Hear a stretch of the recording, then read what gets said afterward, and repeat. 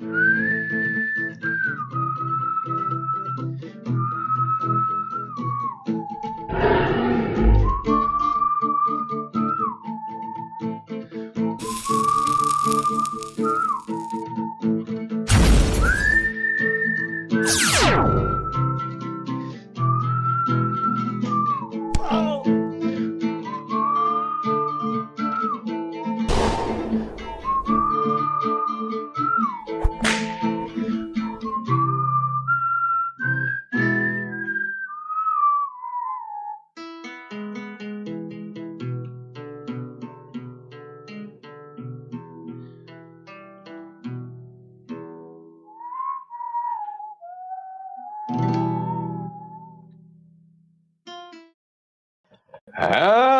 we're live! Welcome once again to Quest and Quill, Facing the Frontier. This week's episode, The Face-Off. And I'd like to welcome our new player, who is going to be playing Looney Leone. But we'll actually get her introduced in just a second, as the party in the last episode, as you all remember, went through the not compound, actually just a villa, of our good friend, Mr. Tholomir, fighting the guards in their failure to infiltrate silently and making their way, finally, to where Tholomir and the same dwarven figure that they had encountered before were hiding in a room. After slaying the guard captain, they turned to the two figures, charming Tholomir in the process, along with one of the guards. But as they did, the dwarven figure in front of them started to transform, his grey beard melting into his flesh, his arms growing long and producing bulbous, horrible warts, and his face almost sliding completely off his body to expose a toad-like monstrous form with great grey horns protruding from it. A horrible stench emanates from the creature. And you all stand before it, waiting. If we could all quickly reroll initiative. Leone, you wake in this room. Flashes of what's been happening in your body the last couple days are all coming back to you in the most horrific way possible.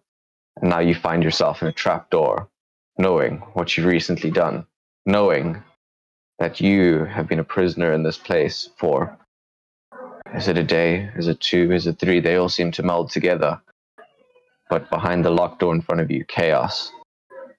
As you hear the person who has been your guard day and night run out. And then you hear screams and sounds of violence and chaos. And finally, the horrific transformation of this monster. But a sudden snap has brought you back into control of your body. You don't know how long it's going to last, but you should definitely use it. Can I get everybody's initiative order? And if someone wouldn't mind tracking that, I think, Eddie, you've been doing a good job of it, bro. You can put me last, because I rolled a natural 1, and this dice is going right in jail. That's a relief. Well, I think that's the good dice. Yes, that's your favorite. That's your first one. We're only rolling on the D&D Beyond? Yes. If you... Yeah.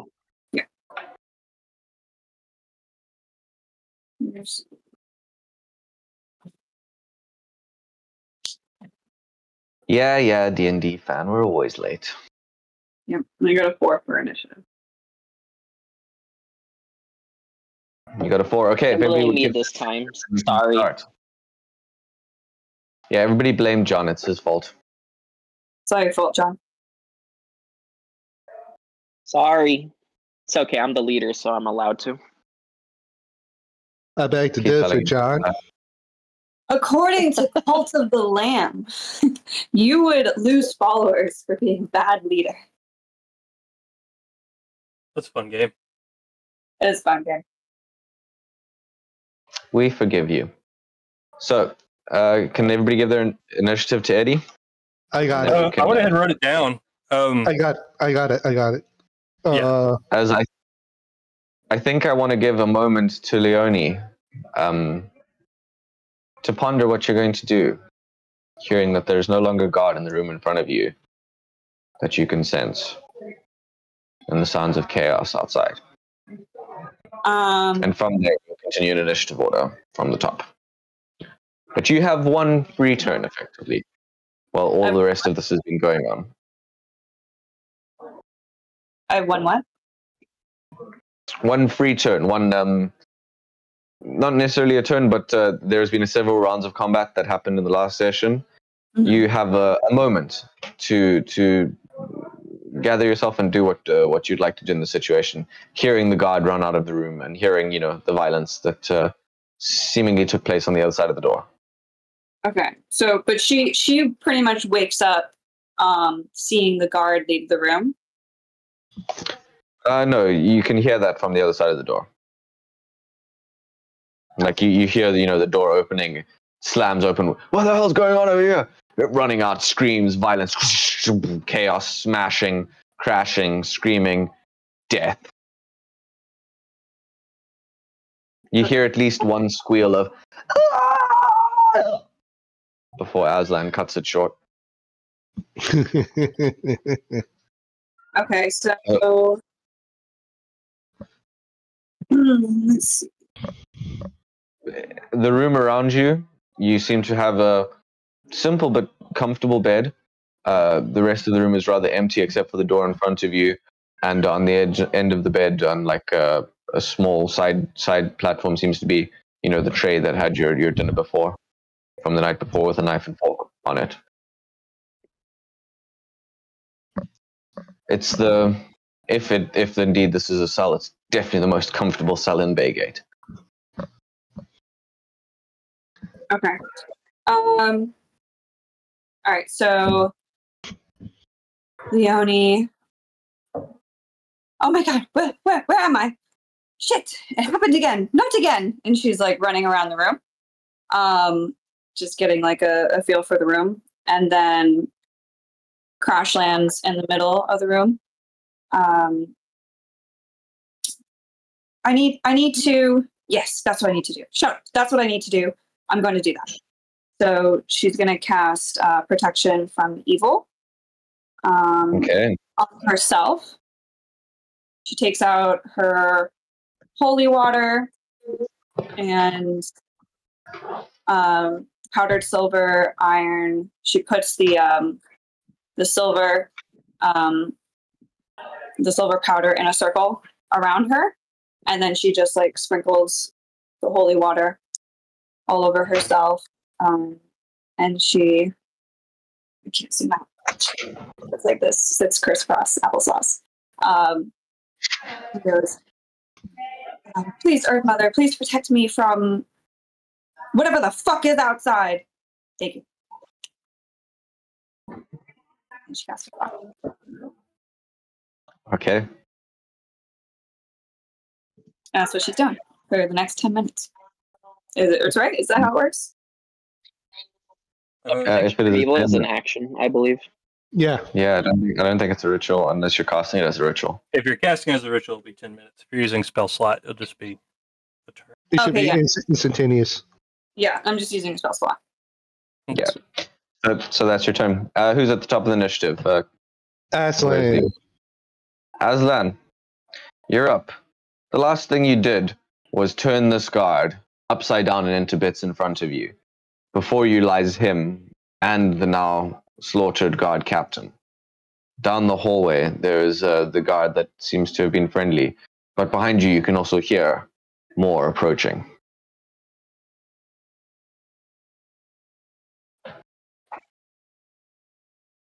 Ready back for when this guy runs.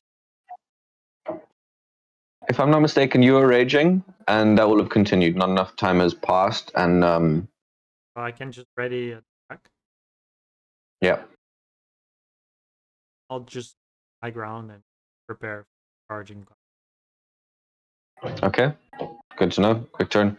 Next. John.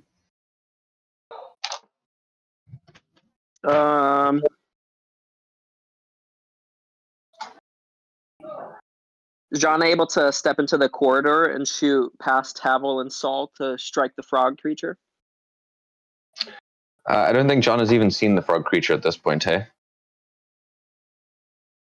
Well, I mean, he's going to turn around the corner and look into the corridor where Saul and Havel are peering into. And he would shout, "Duck!" Okay. Please make your attack. Havel will respond, "No, frog, not duck." It's stupid. Get down! Saul will dive out of the way. I duck. Please make your attack. 23. Oh, Hits. and a crit. Let's go. Nice. All right, so crit hits for a whopping 8. Oh, no, wait. First roll is max, right? So it's going to be 16, actually. Nice. Plus the other non-crit is an 8 for a total of 24. And he just strikes, he shouts out, "Erotar!" And then green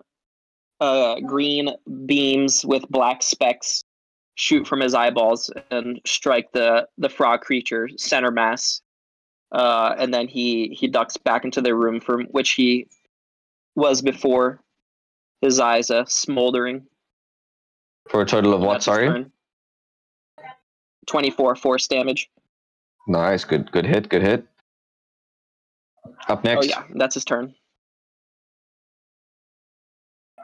Havel's turn next. Yep. Next. Havel. Okay, I am still in uniform from the green coat from the warehouse, Indeed you are. and I'll kind of like shove John to the side, and I'll take the charmed guard, and tell him, like, the boss is in danger. There's a frog inside a room, and he needs our help. You need to go in and protect him.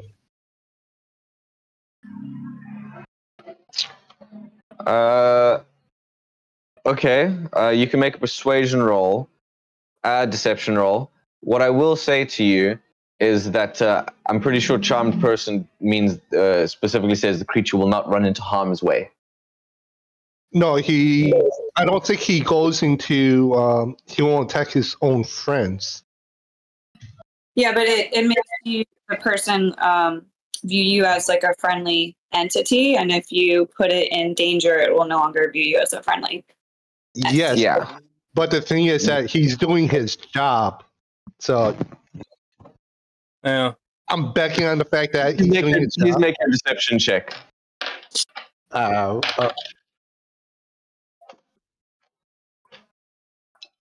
Deception, sure. Fuck. Up in An there, 8. An 8? 13 total. Okay, well, I guess you'll see what happens on 13. my turn. 13, and I'll tell him, I'm going to go for more additional reinforcements. Keep going. And so I will say that it would be 1, 3, 4, 5, 6, and I'll go to Aslan. Now it's like, friendly, don't chop me. And I will end my turn. All right. At least, luckily, you said that 10 feet away, because otherwise you would have triggered as ready to action.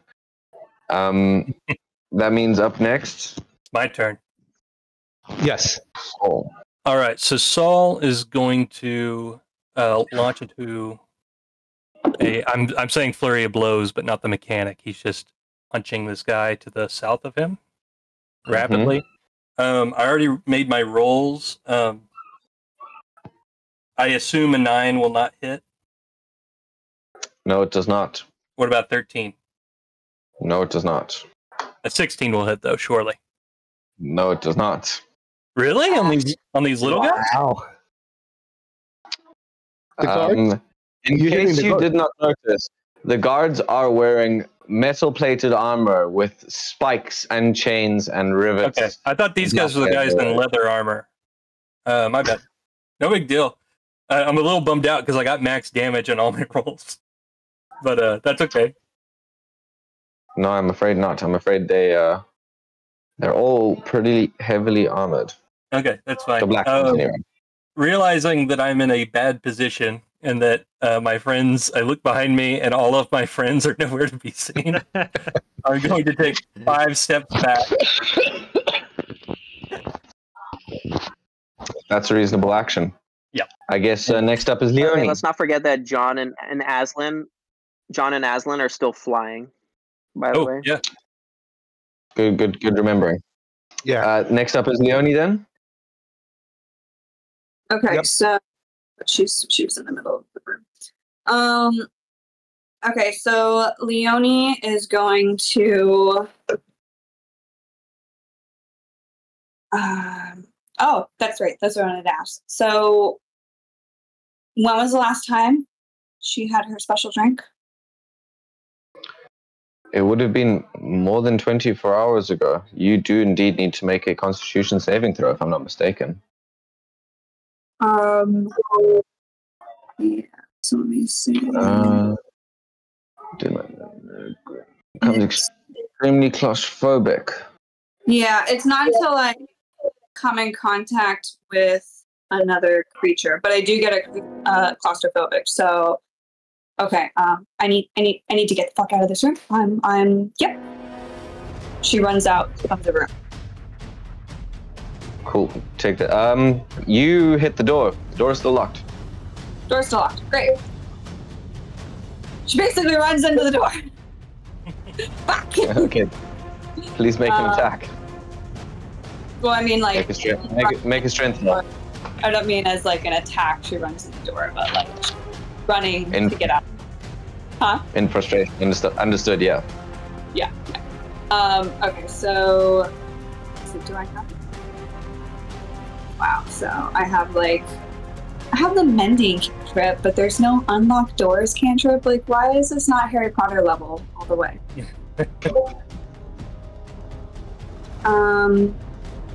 Okay, and I don't know how to unlock doors. So, yeah, I'm just going to take out my. Where's my. Yeah. Going to take out my mace. As she's taking out her mace, she turns around and goes, "Shut up, that's exactly what I'm doing. I don't need your fucking peanut gallery shit." And then she attacks the door, or the handle of the door. Okay. Please roll your attack. Mace.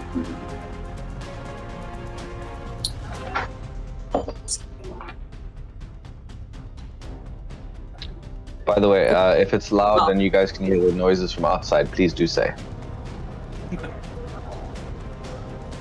She rolled a 12. 12? That's a hit. Cool. What's the damage? Gosh. 4 points of damage. Well, aren't you very lucky that this is a fine merchant's brass door handle, and it only has 4 HP? And you're able to smash the door handle to bits. You completely wreck the thing of the knob, and as you try then to twist it and turn it, you just pull it right off, and then you can very easily just pull the locking mechanism out of the door, just out of the broken wooden splinters, and the door slides open and swings open in front of you, exposing the next room. And she puts her mace away and she goes, "See, I didn't need your help." And then she continues walking out. You can see the room in front of you. It opens out. The next door seems slammed shut but not secured, and continues into the corridor. Beyond there, you hear laser beams firing off. You hear a flurry of failed attacks. And someone yelling, "Friendly, friendly!" So it'd be the door. This is the door on Owlbear. This is the door. So she's here. Okay. This room is still too small. And then she runs out the next door. Okay, as you run out the next door, you are in a small corridor, and on the left-hand side of you, you see a guard figure dressed similarly to the guards that you've dealt with, the ones who've been bringing you your meals, in black plated metal and leather. He turns around at you, shocked and surprised, of course. You need to make your roll now, don't you? Yes, I do. I do need to make my roll now. If you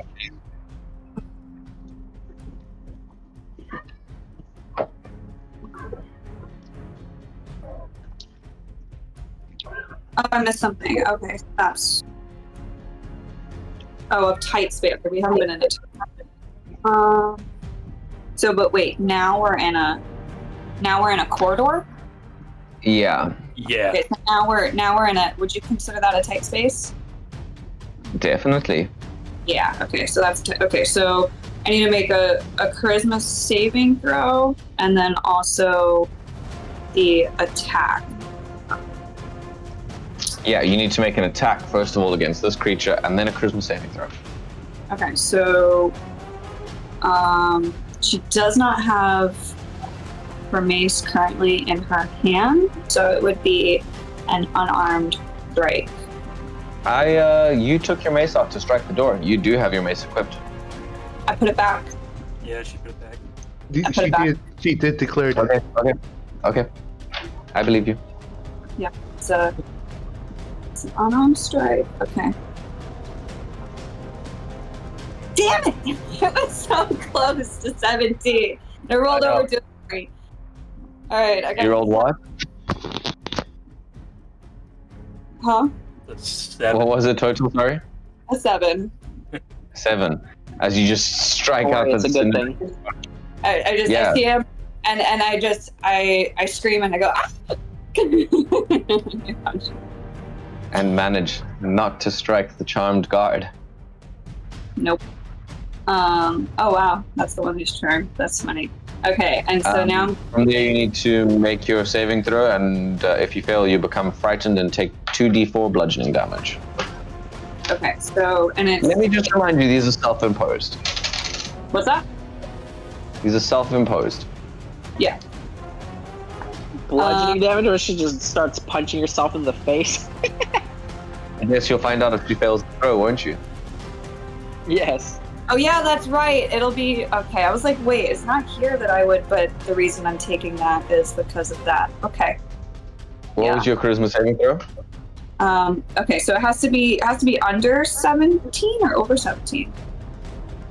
Over 17 to make the save. Cool. Yeah, that's what I. You gave yourself a bad thing. Yeah, I did. Yep. So I click the charisma saving throw under saving throws and roll that. Yeah. Perfect. I rolled a nat 20. Hey, all right. Beautiful. Good job. You are not frightened, and you're able to not panic completely. But I think you have now taken your action, most of your movement. You can continue with movement if you'd like to, actually. I think you still have, like, what, 20 feet?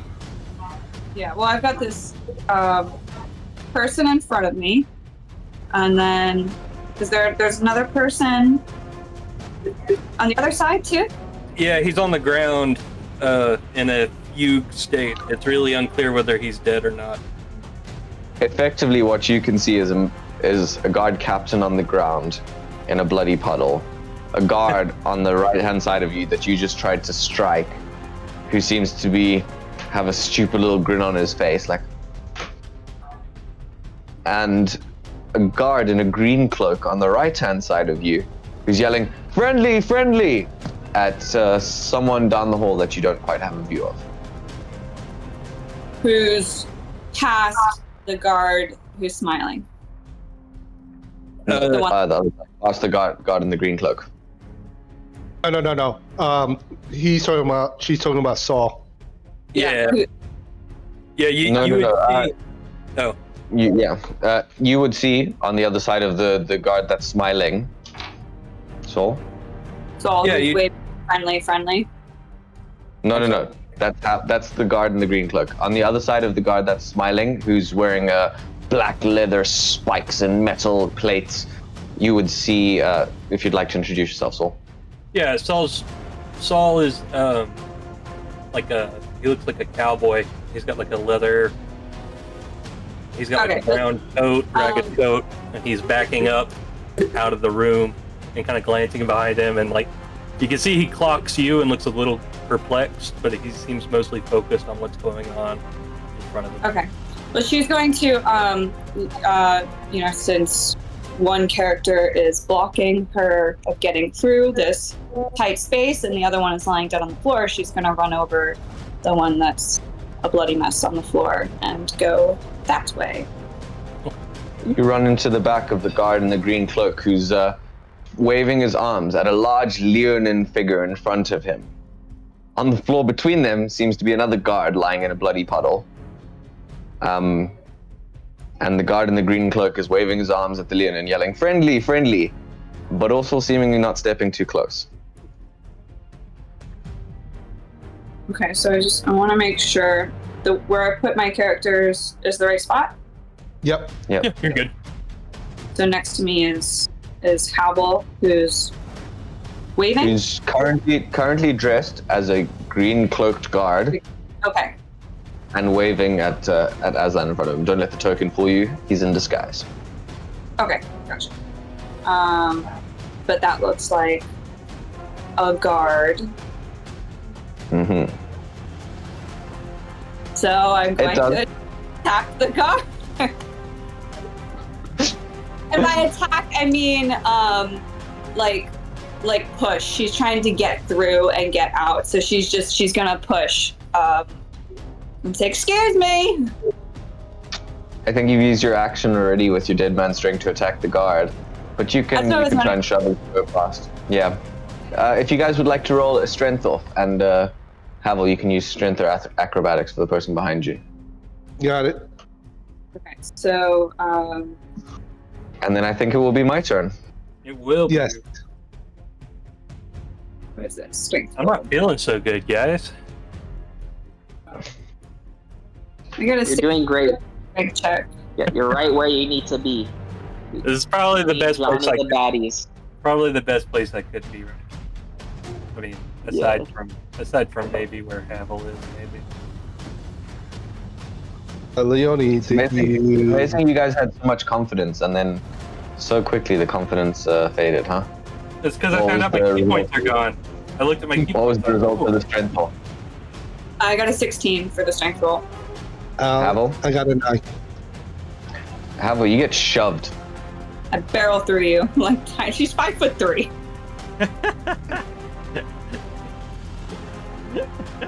Dude, short person advantage. At the low center of gravity, she pushes right past me. Yeah, she's like a small muscle mommy who looks emaciated as well. Aslan, as you push past this guard, you notice a large, gray, furred leonin readying himself to strike just beyond the door. And I think that'll be the end of your turn, because that's your last point of movement. You and Havel can swap places, if you wouldn't mind, on the thing. Yeah. And then it will be my turn. And I will try and do this as quickly as possible. I do apologize for how long this is going to take, but there's a lot of pieces on the board. Mm-hmm. This guard goes up there. This guard breaks down and pisses himself, because I rolled for that. He rolled a 2. So he cowers in the corner, and I'm just going to roll him sideways. I'm just going to put him sideways to say that he's prone. The frog figure launches its soul. I'm going to roll those attacks in just a minute. Okay.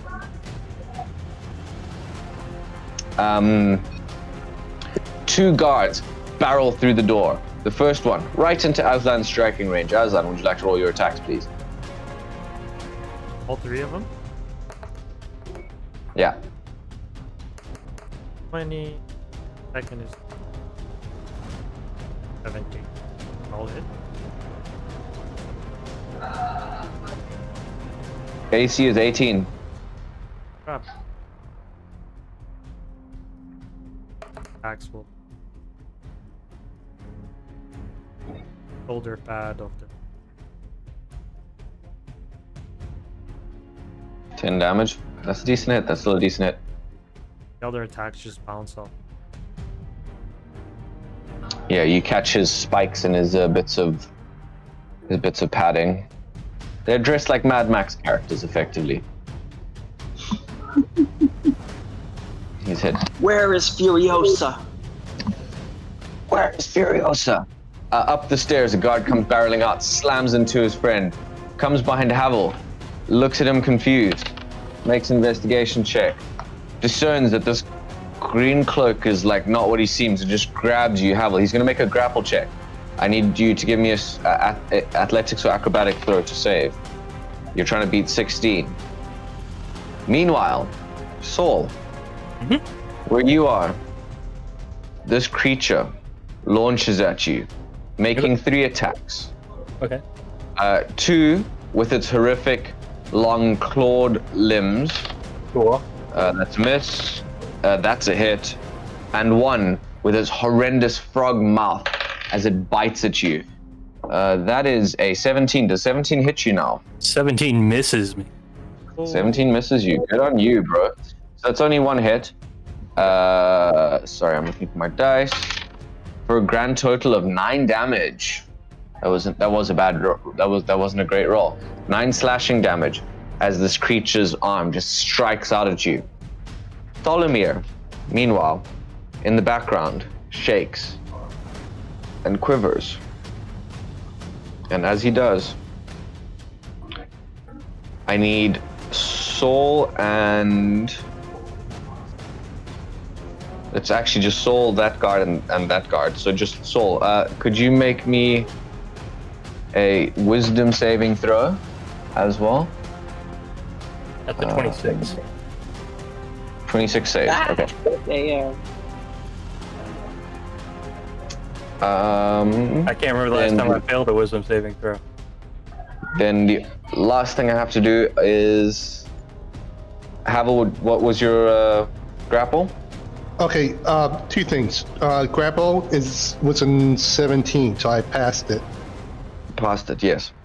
2, don't forget my charm guard needs to do his action. And the last thing I kind of suggested to him is to go in, attack the frog. Now it's to protect Tholomir.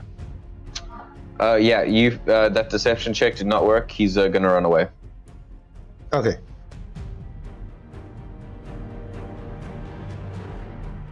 So I wrote that in my notes. I just wanted to make attacks first. Okay. Then there's 2 attacks made against 2 people attacking Aslan. That's 1 miss, 1 hit. For a total of... Sorry, 1 second. Oh, that's 3 attacks. My bad. 2 hits. Aslan. 19 hits, right? Yeah. Definitely hits because you lost your plate armor. Which means you take a grand total of... Excuse me, guys. My dice are so disorganized. That's 11 plus.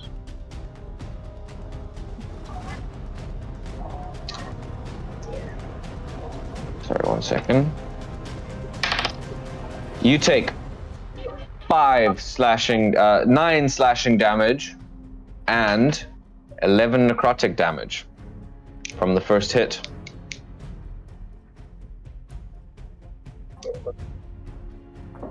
Yep. Oh, sorry, I'm reading the wrong stat block. No necrotic damage. Forget the necrotic damage. Just the slashing damage because it's the same hit dice. And then you take another... That gets rounded down, so you take 2. Yeah, 2. And then you take another 8 plus 3, 11 slashing, piercing damage, but still halved as well. So that's 5. How much in total? 5 and 3, 8. 8 slashing, 8 piercing. I get to half. No, that's halved already. Right. Okay. Then I think that's it. Oh yeah, the other guard behind him makes a melee attack, ranged attack, and that totally misses, so it doesn't matter. That guard runs away. These guards move into position.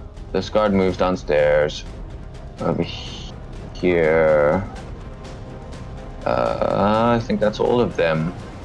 The alarm is totally raised. Sol, where did you set the fire over here? Yeah, it's across the way on the balcony here. On the balcony, I seems to be attention rushing towards it. And I'm going to roll a dice and put a timer up. What? That is your guys' timer. I will now count down that many rounds. If we would like to proceed from the top of the round, it's Aslan's turn. I just wanted to ask, like, how are the ranged attackers? Okay, happy. He's back in the room. They're going through their ally space. Yeah, the same way I shoot bad guys through you guys, man. Let's not examine this too closely. You're gonna mess with my I build. thought you had to move out of the line of sight. No, that's just a thing Salt chooses to do, actually, now that I think about it. Yeah. I mean, John just shot through Saul and have all the pass routes. Exactly. Purpose of finding them.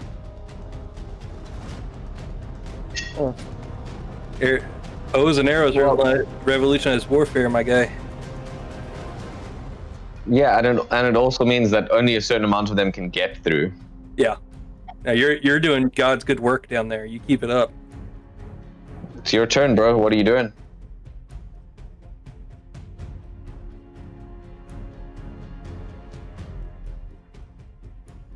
Please make your attacks.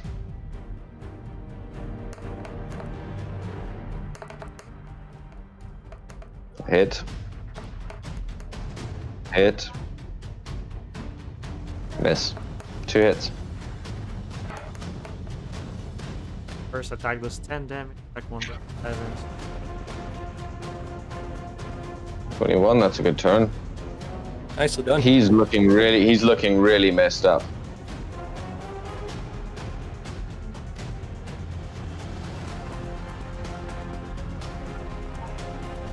Actually, before I end my turn. Okay, please do.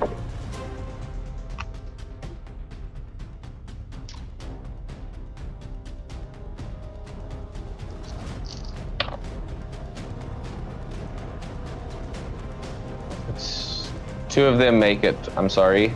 One of them I have to check his stat block. Let's Sorry, see. it said 14. 2 of them still make it. 1 of them fails. That's your turn. This guy at the end has failed. He now becomes frightened, right? Have a frightened token. A frightened emoji. He's scared. He's shaking in his boots. And this guy in front of you, not just hit, he's not looking good, bro.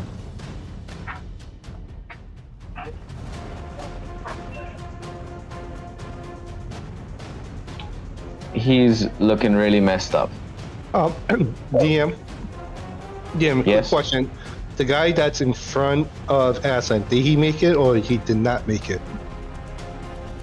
He's still alive, but he's barely standing. Oh, okay, then never mind. Thank you, DM. I apologize. Very welcome. Aslan, that's your turn. John, you're up. John's gonna step here and he's gonna. Can this guard attack around the corner if he steps into the corridor? Which one? The one behind you could probably attack you. The one that's coming up the stairs, that's in the doorway across the corridor. He might come down. He might come through the doorway. Sorry, guys. I know, could you but I'm excuse me? saying. He's wondering if he'll enter his attack range just by stepping next to me. He's come. No, he's at the top of the stairs. Oh, okay. He'll come down in the next turn. Okay. In that case, Sorry, John's gonna- my bad. He's now just reached the bottom of the stairs. He's stepping into the doorway. Yeah, you're gonna step into his range. My bad. I was looking at him in the wrong place. So he can strike me from where he is. Yeah. Sorry guys, there's a knock on my door. Could you give me just 1 second? Sure. Okay. I'm gonna die. We're gonna be fine. We just have to stick with the plan. The plan went up in Famous smoke. last words.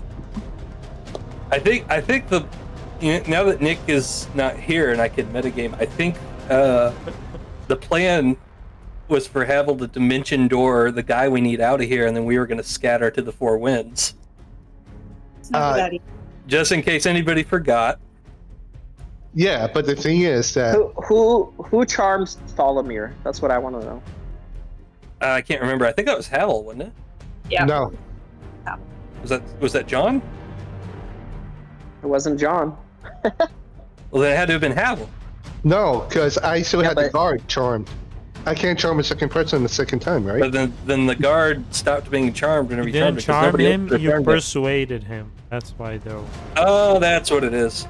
Yeah, so he thinks. Okay, that's right. I remember that. Wait, he persuaded Tholomir? Yeah. Yeah, because he's disguised.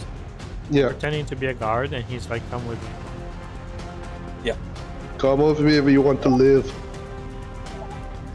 Sorry guys, it wasn't actually my door, but my neighbor did the same thing and also went to the door. So. Okay. Anyway, my bad. John, you're dealing with So your- tell me, the guard, like where he's at, can he strike me from where he is around the Yes, sir. corner there? All right. In that case, I'm not gonna step there. Okay. What is it? What's the answer? He can. No, he can. He's coming around the corner. Okay. All right. No, I'm saying where So what are you he doing? is currently, not if he like steps through the door. Like what? Like let's say I step here and then step back. Will he get an attack of opportunity? For moving out of his range. Yeah. Kind of behind Yeah, the wall, probably. so not really. Yeah, he's kind of. I think he might get a chance at you, but you'd have cover maybe. I think that makes sense. Yeah, I would say you're probably behind half cover. That's the best I'll give you, bro. All right. I'm just gonna shoot him through the doorway then. Okay, Gonna beam him. please make your attack. Second. All right. First roll. 16. That misses. Second roll. 12. That misses. Hey, All right, sorry. John's gonna close the door.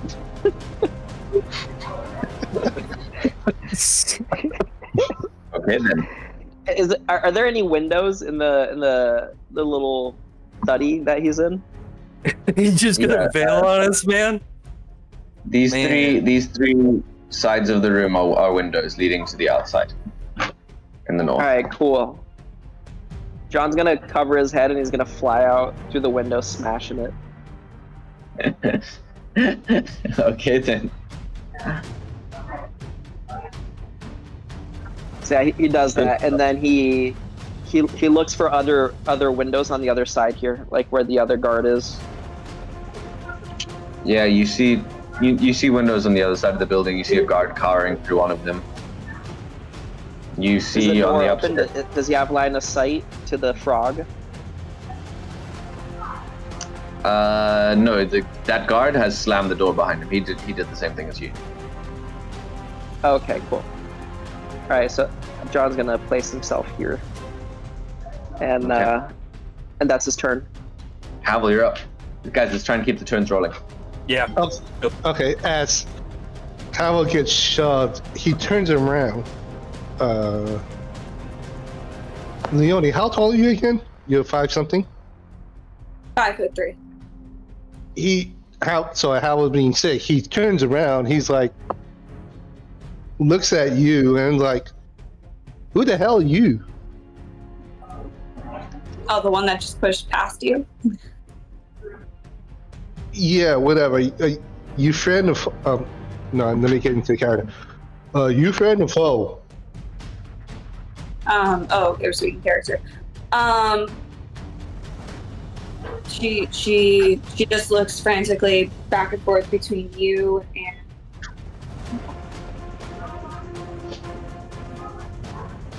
is that a guard? Yeah, I'm definitely as a guard.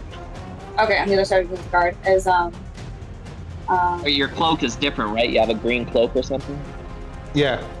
Yeah, might I add, he's not dressed as the same black different guard.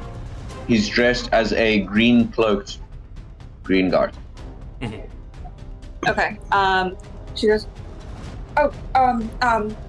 friendly, always friendly. Don't mind the attacks. I just need to get the fuck out of here. Do you know the way out?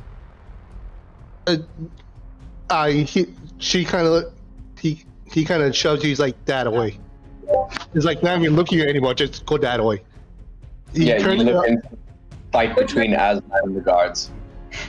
Yeah, and I go to the other guard. It's like, I'm part of the special protection unit that the boss set up, and yeah, there's a giant frog. If you look that way, there's a giant frog where the boss is. I think we should get him out.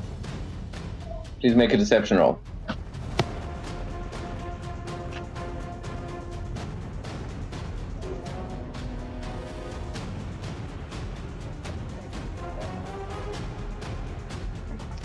Are you fucking kidding me? The same roll, man. It's a 13. Are you fucking kidding me? 13? Yeah. I guess you'll have to find out on my turn whether that succeeds or fails, won't you? Mm-hmm. Yeah. Yeah, that's all I could do, man. All right, my turn. Bonus action, I'm gonna give Aslan Bardic Inspiration because he has a crap load of shit to deal with. So you got a D8. Thanks, buddy. Not you, Aslan. Hey, what the hell? I can't see you, Saul. Fine, I'm give around me the corner. see if I care.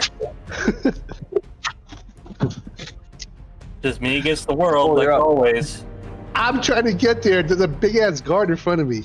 I can't do anything. Oh, you are up. The bog breath of this horrible, gray, slimy creature cretin in front of you wafts out over you. What are you doing? He just bit me, right? He just scratched you. Tried to bite you. Failed. Alright, so I fall backwards and I look at him and I think about the things that I pulled out of that poor lady's belly and how he was the one that was doing that.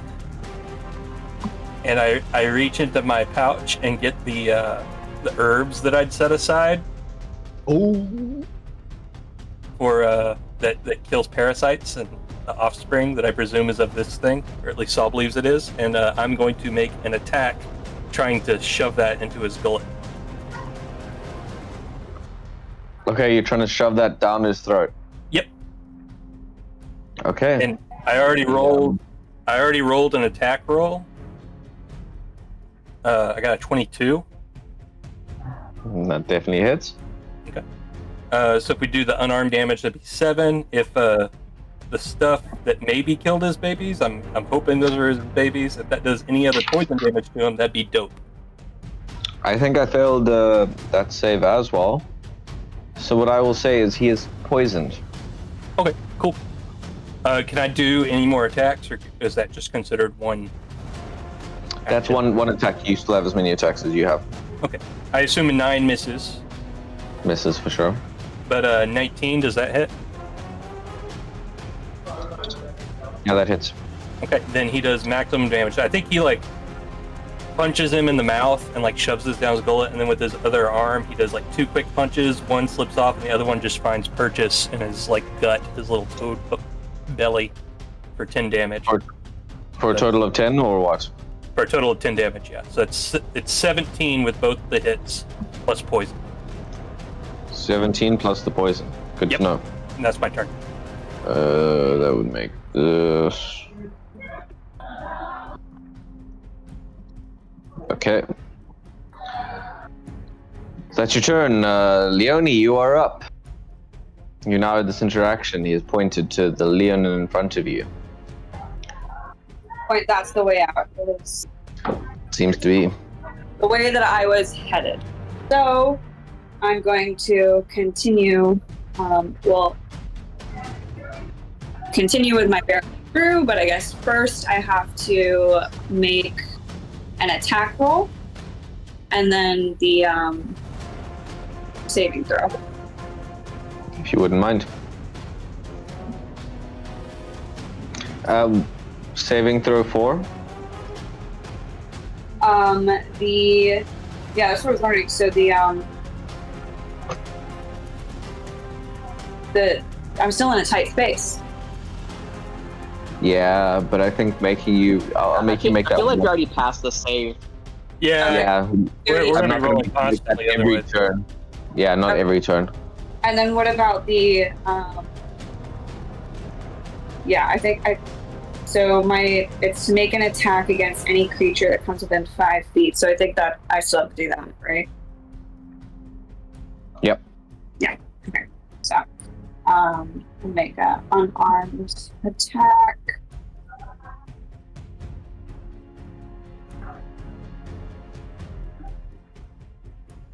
That's a 7 to hit.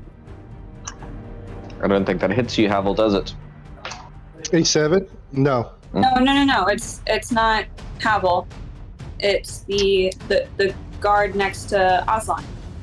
No. If they're upside down, that means they're dead. Oh, okay. Then it would He's be also got the little skull and crossbones on him. okay. So then it would be Aslan.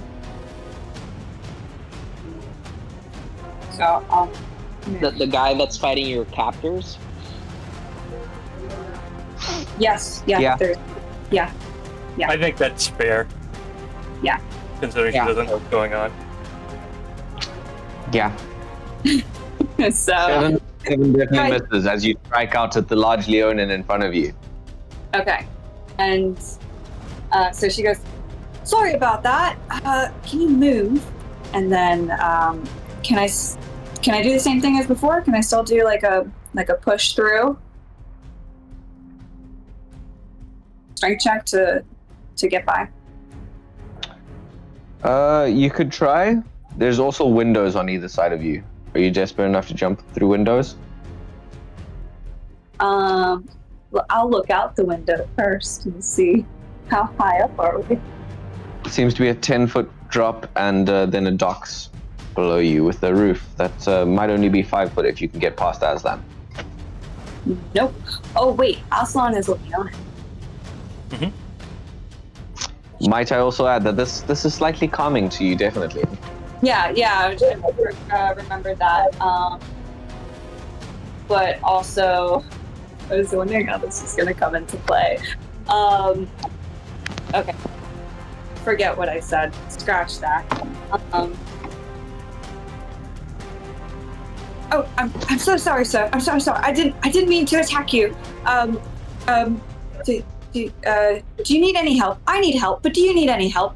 Admittedly, servitude submissive mode. Would you like to switch to Leonin? Huh? Would you like to switch to Leonin? Yeah. Diego, you hear. Oh, in Leon. Aslan. Okay. In Leonin, you hear. Well, carnivore common. The northern beast folk dialect that is very similar to your own. Yeah, he'll tilt his head, looking behind him, and what you'll notice is that it points up, hears you, but you can also see that he's frothing at the mouth, basically, and he has like these bloodshot eyes. So he'll glance at you about like a second and a half, and he's back to focusing. So you definitely catches it. Yes, sir. Understood, sir. He backs off. Is that your turn? Yeah, there's nothing else I can do, right? Yeah, I made my attack. In an attempt to lead by example, flurry of attacks against Aslan. That's 1 hit. Aslan, that's 5 piercing damage. Another flurry of long-ranged attacks. Also 1 hit. Aslan, that is 7 damage. Piercing, you can halve both of those. Saul, in front of you. 5 total. In front of you, this horrendous creature breathes on you, opening its horrible, gaping maw. Gross. And then it raises its hands and just seems to smash down. I haven't been doing this, but it also seems to heal some of the wounds across its body Sure. as its turn begins. Don't forget to attack at disadvantage because it's poison. It is poisoned. But feeling the poison, that's why it's like. And it is going to just throw a fireball right into the hallway, right into the middle of everybody. Good heaven. Yeah. So I need you to make a saving throw, please. A dexterity saving throw? Yes. That guard succeeds. That guard succeeds. I'm gonna That use guard fails. I'm gonna use an inspiration point to reroll Guard that. succeeds. Wait, which one? That guard actually fails because he's prone. Prone means he rolls dexterity saving throws at disadvantage, if I'm not mistaken. Yes. He fails. Okay. GM, DM, did this one succeed? I'll tell you in just a second. Oh wait, you threw a fireball at the hallway I'm in, right? Yeah. You're just out of range of the fireball. Let me put a measure on it. Okay. Let me put a thing down. Let me just double check the range on it. The fireball's 30 feet, right? 20 feet, right? Yep. 20-foot radius, 20-foot diameter. 20-foot radius, so 40 feet. Huge. By the way, prone does not give disadvantage on dex saves. It doesn't? No. Okay, so that hits everything here. Yeah. Actually, Leonie, I need you to make me a saving throw, please. And Havel as well. So you, but it says you have to roll a disadvantage on this attack against me because of my protection from evil. I It's don't not an think it attack. matters. They always say that. It's what? What? Saving throw. Saving. Okay, so that card succeeds. Even Wait. so, I think. That What was the that guard? card? How much- The dex saving throw? The guard in front of you fails, Havel. Okay. That's all I need to I'm gonna know. put him from this one. This fucking frog is the worst lackey. He's fireballing his boss's house from the inside. I'm gonna use my inspiration. No, I don't succeeded. I got an 8 on my dex check. And I rolled a 19.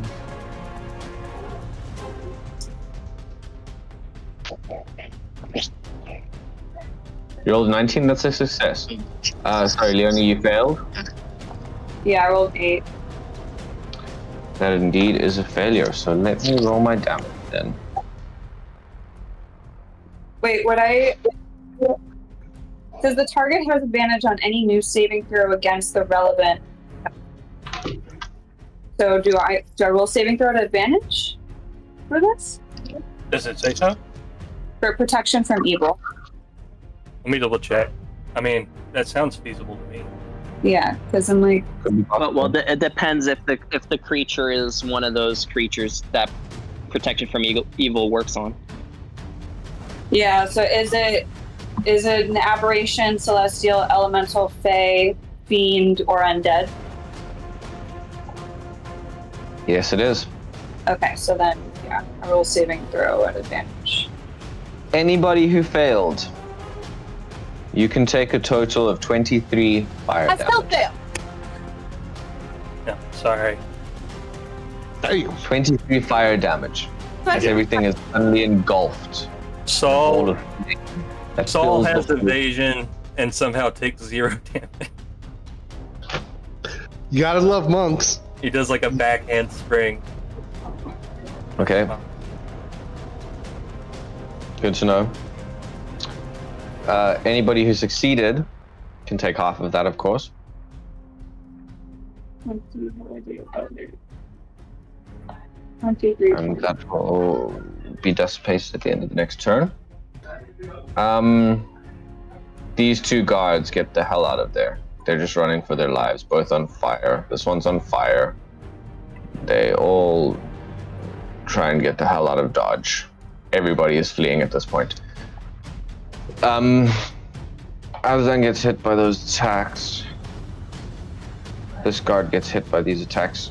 John, next to you, you see a window break, and you see Denethor from the Return of the King crawl out the window and dive down into the bay in front of them before crawling across the dock and splashing into the water to extinguish his sizzling body.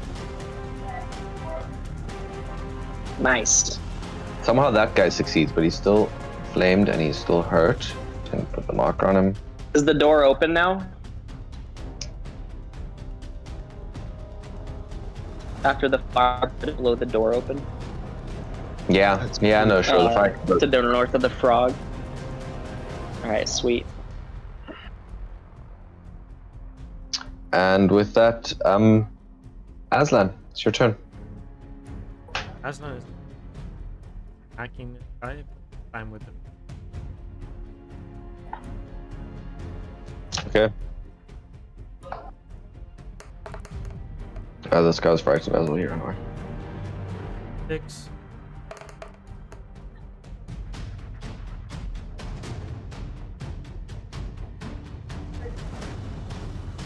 26, 10, 12, 1 hit. 13 damage. You knock him unconscious.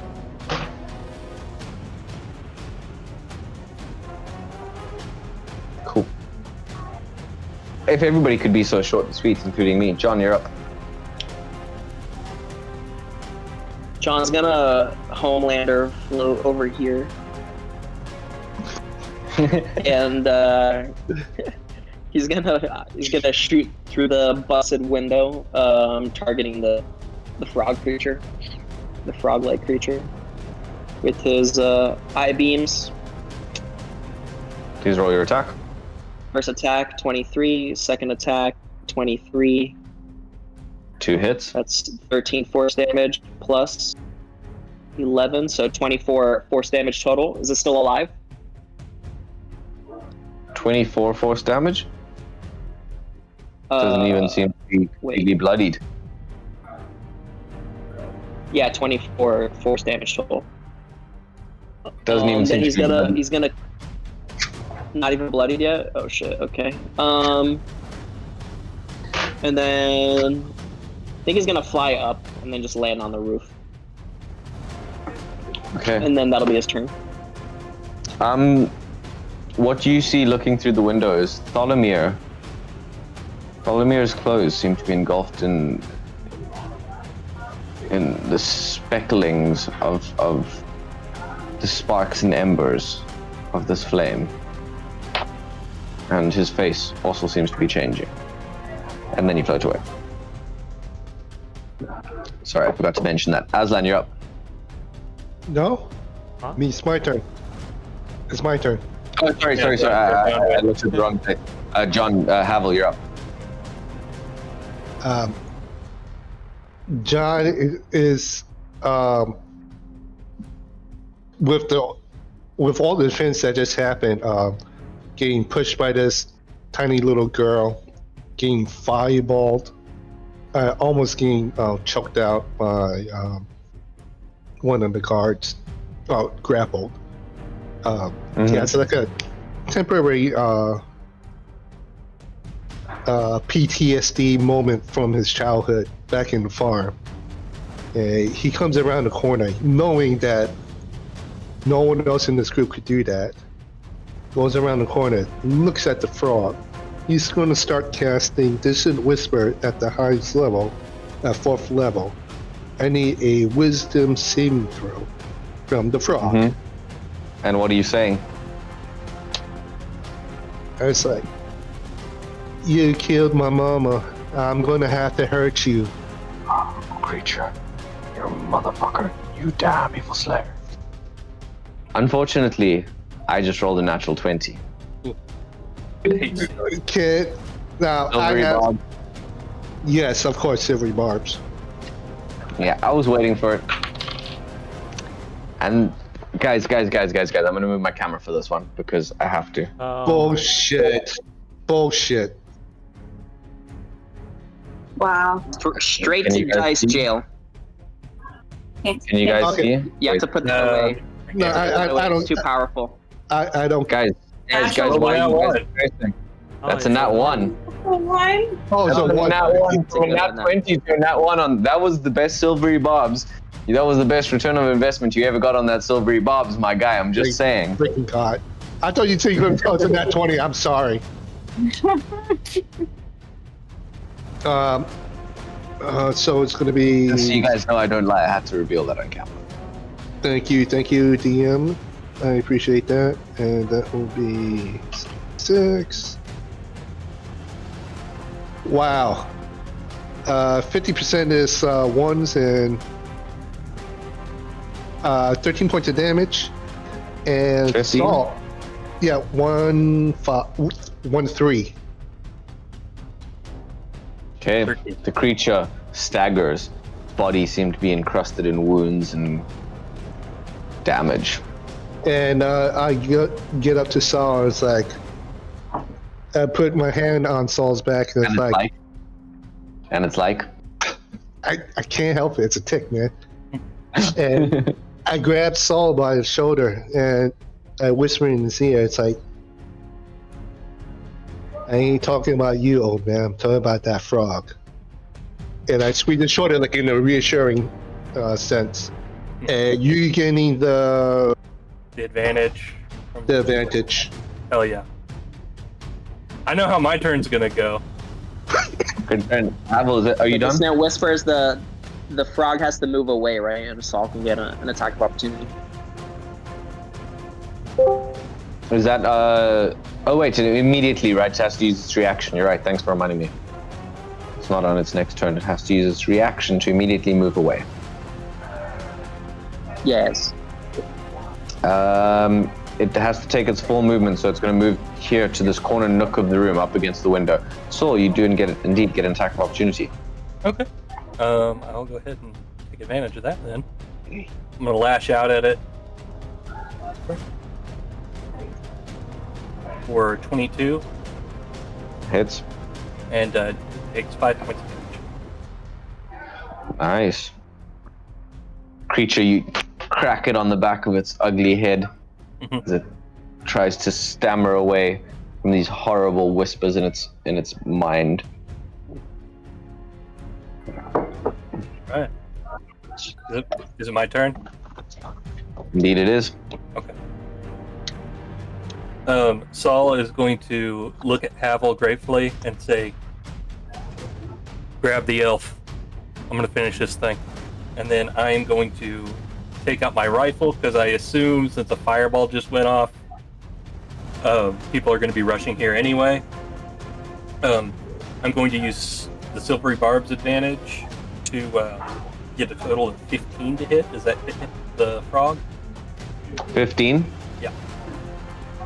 No? Okay. That's fine because I have 1d8 Bardic Inspiration. You do have Bardic Inspiration. Let's hope you get... Guys, AC is 18. I'm just going to let everyone know that right now so you know if it hits or 21 not. total. So he's going to do 2 shots. These are key empowered shots. Do you have 2 points left? No, it doesn't need key points. I just need to use a bonus action. Ah, okay, fair. I'm just going to say how much damage total this is. Please do. Yeah. And would you describe how you take these shots? He looks at Havel in the eyes, thanks him, tells him to go grab the elf, and then he just quick draws this rifle, takes aim at the creature, just does one inhale, and then fires, quickly reloads, fires again. And this is going to do a total of What's all? 46 damage. Those are the big boy numbers, aren't they? We do need to nerf the rifle. You're right. It only With 2 shots? it only hits hard whenever I do a critical hit with the key strike. Because it doubles the key strike dice too. That's what gets it. That's what really sets it above. Oh, it's a crit. It's a crit. Yeah, it was a crit. Yeah. Yeah, look at Kai. He's like, oh, it's a crit. Oh, it's a crit. How much was it again? 47? 46. 46? Man, guys, you're testing my maths here. Oh, Saul, the silver green barb's advantage is still not spent because you failed on that roll. So you still have it. Creature staggers, taking the 2 bullets to its face. Black viscous blood spilling from the wounds as it growls its soul. It seems to be standing. What? Hanging on by a thread. Oh man. Yoni, it's your turn. I thought I'd finally get the kill on this one. Alright. Alright, so Aslan is still in front of me. Aslan's not fighting anybody, right? The last person that Aslan was fighting was dropped. He's dropped. Okay, so I asked to move by you. Are you gonna let me by you?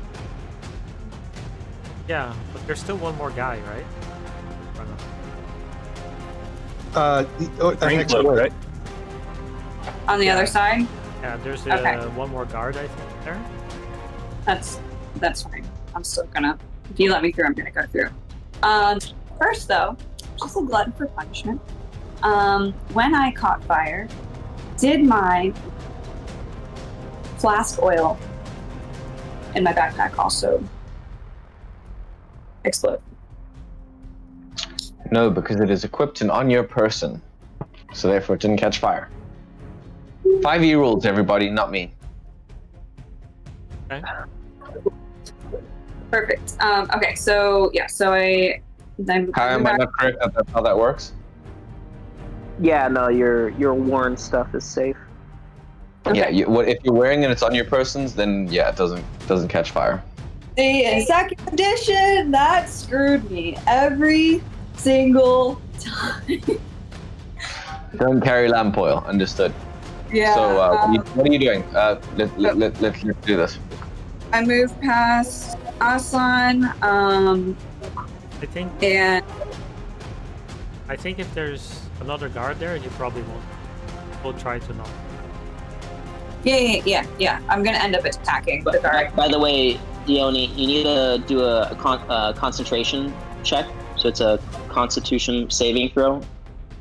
DC 11 for the fireball that you took to see if you still keep protection from evil active. Oh, that's right.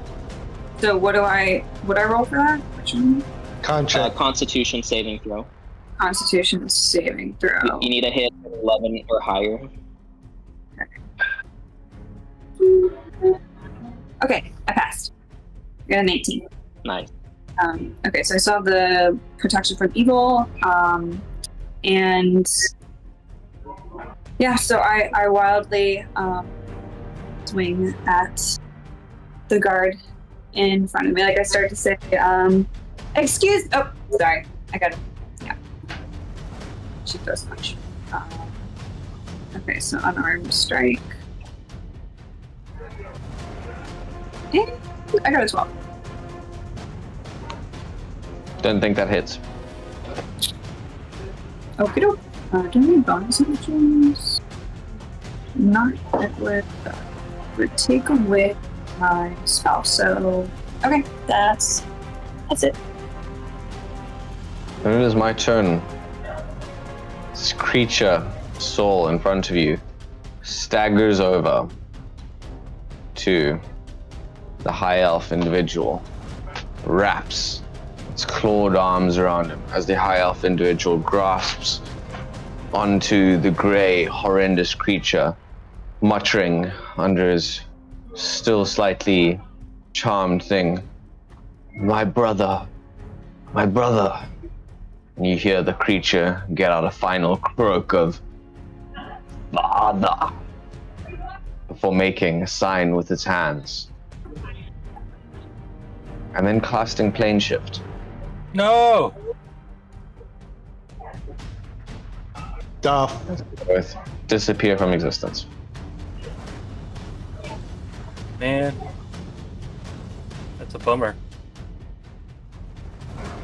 Can I use my last inspiration point to get like a reaction on that? Yes. Come on, man. Huh? They weren't in they weren't in range of you. They weren't anywhere near you. If you would like to describe what you do, and you make it convincing enough, then maybe I'd be nice. As you take a reaction. One reaction. Hold on. Who's casting plane shift? The gray... Frog is? The frog. creature. Yeah, that requires a metal rod worth 250 GP. So, does he take a metal rod out? Does he even have the metal rod? Can a frog have... Wait, you said the frog was doing that, right? Yeah. Can the frog Innate spell casting.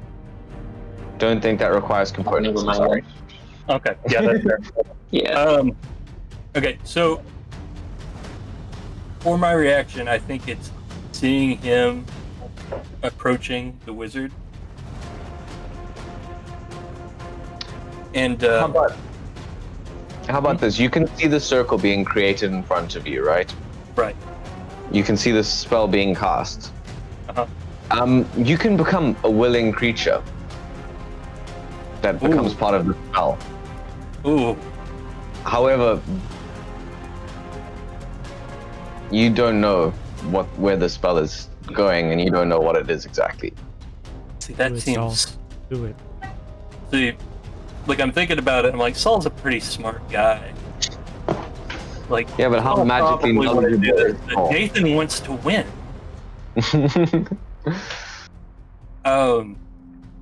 No, I don't think he likes this guy. I think he really wants to get this guy because of the human trafficking and all that that's going on. So yeah, I think he's going to. I don't know if he really like registers as like purposely like going in to join the thing. I just think he's trying to close in on them and then accidentally gets pulled in with them. If that's okay.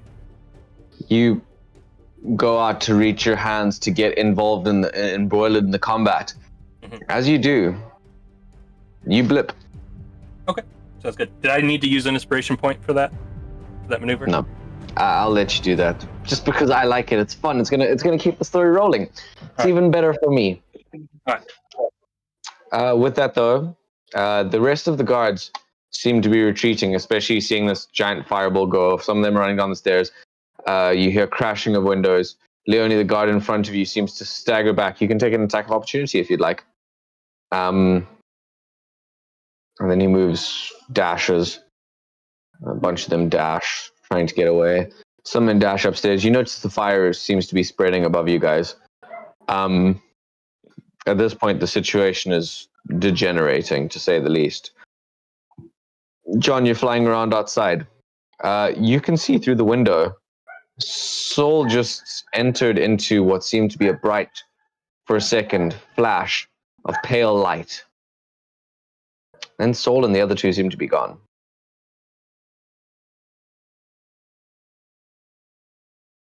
Saul got whisked away? Yeah. Oh, shit. deep down, John probably What was about like, that guy "Oh, that's still prone and on fire? Is he alive? He was the only one who didn't catch on fire. He's still cowering. He took half the damage, and he's still like cowering underneath that desk.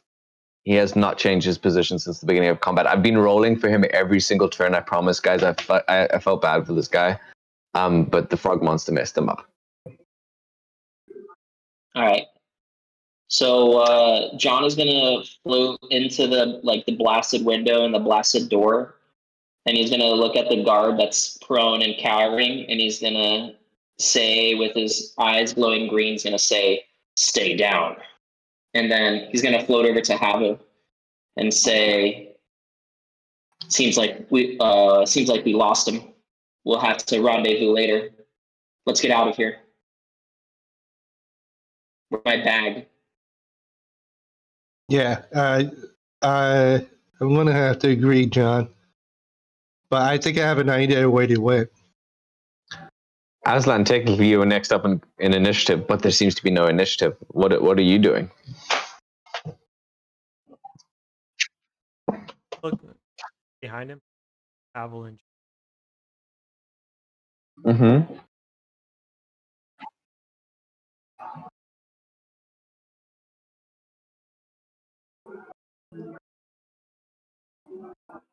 Leonie, as you step outside into the cool, fresh air for the first time this evening, not feeling claustrophobic, the Nope. voice quiets for a second, and then you look up to see a balcony on fire, people rushing towards it. You hear a horn blaring, because this was actually the third turn. You guys did it in reasonable time. Which seems to be the fire engines rushing towards this area. You hear the three gathering behind you in the hallway. DM, if you don't mind, I would like to move 1, 2, 3, 4, 5, 6. Yeah, I would say you guys all kind of met in the middle on this corner here. That would be my kind of guess, you know? Yeah. So where the open door is where here? No. To the left. No, the other side here. That's so this is the open space. Okay, I thought it was going to be. Yeah, that's like a roadway that runs directly into the villa. Okay. So I look over and I see these crates. Right. Mm-hmm. Mm-hmm. I'm going to take a. Finally. What's in here? And then she searches through the crates. Okay. Please give me an investigation check. The other three. You guys meet in the hallway. I tell John and Aslan, it's like, I think they went back to the warehouse.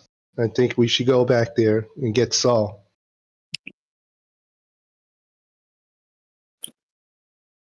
All right. Do you have my bag?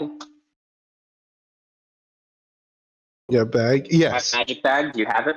did you have the bag or did I have the bag?" No, I think no. You might have it. I think Soul has the bag. I think Saul has it because I was supposed to scoop up the dude. Yeah. All right. When Campbell By says the way- that he doesn't have his bag, John's face turns sour. He's like, "Ah, damn, Saul." And then he's like, "Aslan, grab Havel. We should go." And then he looks past his shoulder beyond towards the end of the corridor, and he says, "Who's the girl? Another captive of theirs?" Yeah. I think she is. So an enemy of ours might be a friend of ours. So I'm going to see if I could convince her to come with us. Leonie, if you would like to would describe say- your character as she rummages through crates and boxes next to the door, pulling off the nailed things to search through the stacks of hay for whatever precious contents might lie within. So I got an 11 for investigation. You know what I'm searching for. I know exactly what you're searching for. In the box, you seem to find a set of precious clay earthenware jugs. They seem to be imported from where you're not sure, to whom you're not sure, but they look very, very fancy as you pull them out of the crate and throw them onto the ground and they shatter. Tossing. Unless it's Dead Man's drink, I'm just frantically searching for that. I don't give a shit about anything else. Unless it you turn them upside down. They don't seem to have anything inside them, and you throw them over your shoulder. Would you like to describe what your character looks like to the rest of them? Yeah, so my character... See, I sent a picture in the Discord. Where's my Discord? But yeah, my character has white, long hair and a braid. She's 5'3", about 115 pounds. She looks like she doesn't eat very much, but works out. And has light purple skin, blue lips, these like scarring markings all over her body and her face. That is not glowing blue right now, like the picture. And she has blue eyes and has like a blue dress. She looks like a mixture between like cleric and shaman, like the way her wardrobe is. Diego, if you wouldn't mind zooming in on the character token. If you wouldn't mind zooming in on the character token since we're still in the battle overlay. Something that Aslan's character notices immediately is a particular set of neck gear. A necklace that looks oddly familiar, if you would like to describe that as well, Leonie. Yeah, so her necklace, which has an amulet in the middle of it, which clearly looks like a spiritual amulet, but it's a slave collar. You would recognize it as part of the slavery. Slavery? Yeah. Yes. This seems to have been one of your people's favored pets. Yeah, they do that. As you guys look upon this character throwing prized, 100 gold jugs over her head as if they were nothing. Basil, front your first, asking,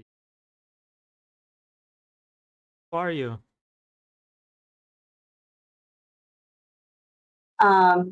She'll look over,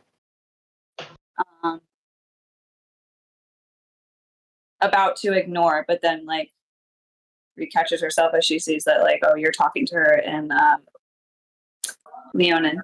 And she responds in Leonin. She gets up and she bows. She goes, "Oh, sorry. I'm Leonie. I will be indebted to you for sure. But I really need to find this drink. It's called Dead Man's drink. Have you heard of it? Have you seen it? Do you know where it could be?" I don't know it, but I'll help you look. 15. Oh, thank you.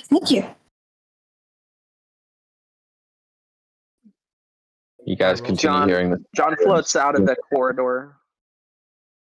Yeah, John floats out of the corridor and he looks around and he says, "I don't think we have any time to be looking for any drink. We need to get out of here. My magic won't last much longer." As he floats in the air. Wait, John is hold up. John's a new character that she hasn't been approached with before. John, would you please like to describe what your character looks like as you float through the air? Yeah, of course. Before he flips. He's a handsome half elf with sharp features and a pointy chin. He has bright green hair that swirls up like a flame.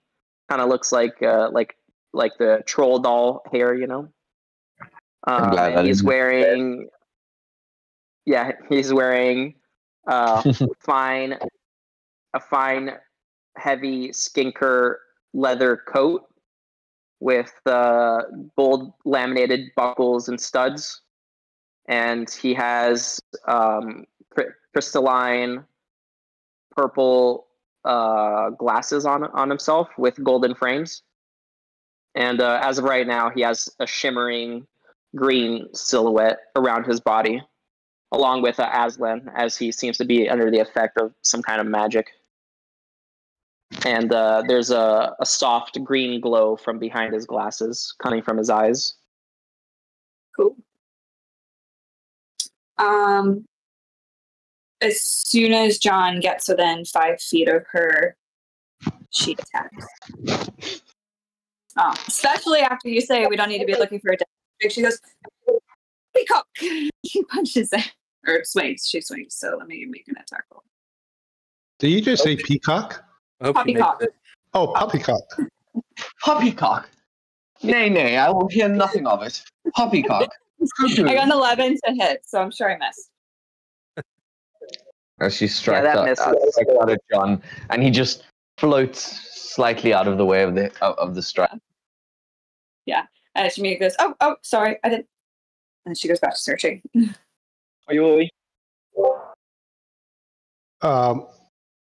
I come up next to her, and you feel a hand on your shoulder, and it's like, "Miss, you do realize that the authorities are coming over. It's time for us to leave.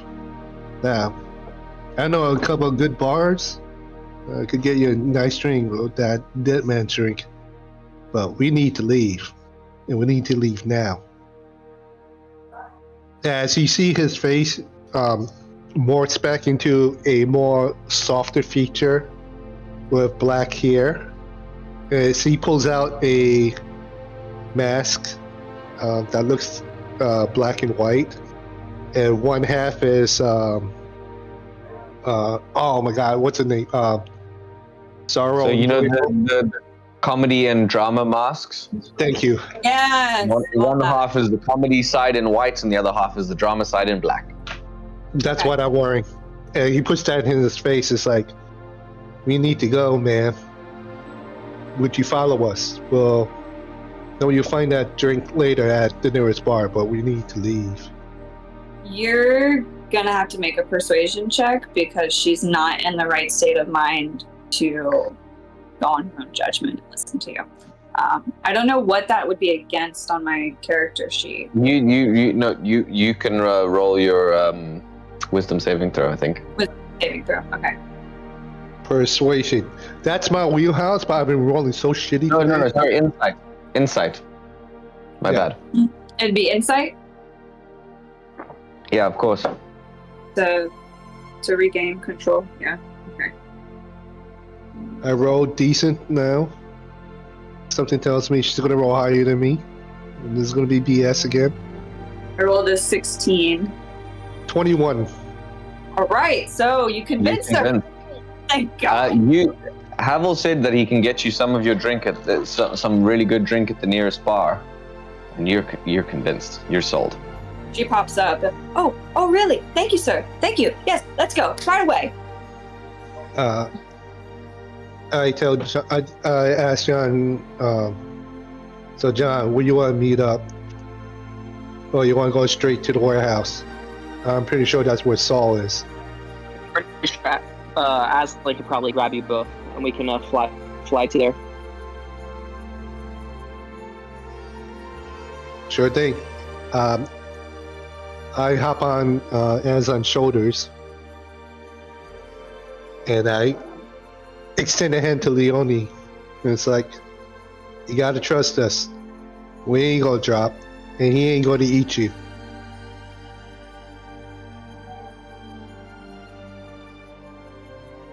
Come on. John kicks off the ground and he begins flying off to the warehouse. So she's confused on like who to follow between Havel and Aslan, so she kind of just like follows in the middle behind you guys. no, so I grabbed Aslan on the back of his shoulder. I like kind of piggyback on Aslan. I extended a hand to you Okay. to just like kind of ride him on the back. Or you could ride on my back. You could ride on my back, and I'm riding on his back. I think it'll So it's just like a make double more sense piggyback. to just pick her up from under. Yeah, you would have This to do takes that. too long. She, okay, so she looks at Aslan. Is this okay? Are you sure? I'm allowed to get on your back? Are you sure?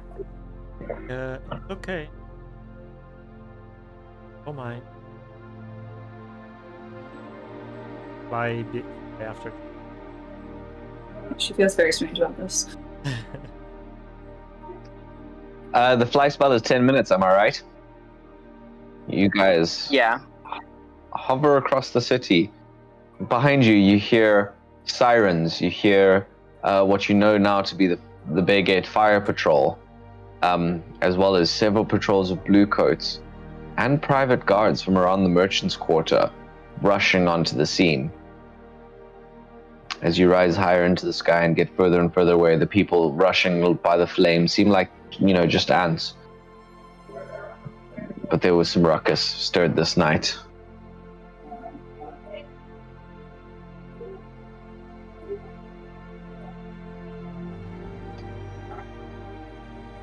The night So air. the warehouse that you were talking about. I'm sorry. No, please continue. I was just being dramatic and giving it a pause. As you guys rose into the night. The Behind you. But yeah, the warehouse. the warehouse that you're talking about, Eddie, is that tholomirs warehouse? That's the only place I could think of. Or the adjacent one where they had, what's her name? Cinnamon, pepper, basil, Buttercup. buttercup. Yeah, her. Buttercup and Miss Hazel. Hazel. Oh, that was a hideout. That wasn't a warehouse, right? No, Yeah, it was next door. It was down the road. I don't know if it's No, it was in a completely different section of the city, actually. Oh, Yeah, we had to walk a ways. okay, yeah. I say there. Where they So came. Tholomir, you're heading to Tholomir's warehouse. You guys can get most of the way there with your flying speed in the 10 minutes. John, you feel your magic fading. You know your spell is gonna run out. As you guys cross over the bridge, you can get just into the trade district. Actually, DM, I was trying to confer with John and see if he agrees with my assessment. Okay, please do then. Have your moment. What do you think, John? I'm saying that they went back to the warehouse. I don't think. Wait, you keep saying warehouse. Do you mean Tholomir's Enterprises, or do you mean the hideout? No, the warehouse. But I totally forgot that the other hideout where they had Hazel was another place. You could suggest that. That's why I'm conferring with you.